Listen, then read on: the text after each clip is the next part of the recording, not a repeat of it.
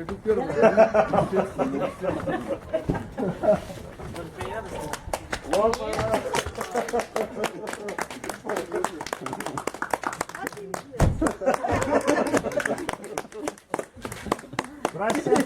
С освобождением!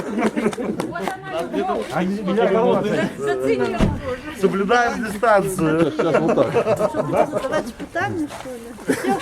Всем добрый вечер. Вечер добрый.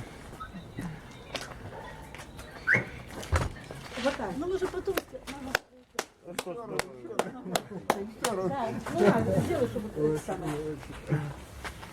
Ну, в двух словах, как все Хочу сказать, что з такими ураженнями шмат чого за ці дні пройшло. Через мої мозги, можна сказати. Я шмат чого побачила, оцінила своє життя, оцінила те, які окружають мене люди.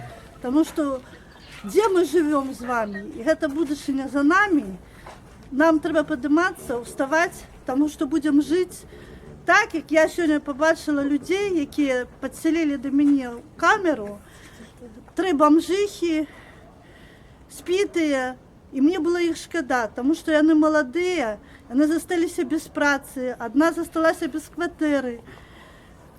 И она, чему ее посадили? Дали 10 суток за то, что она пошла в магазин, в краму, и украла там что-то. Потому что не было просто, что есть. И она говорит, мы же не забрали, но я была выпившая для смелости.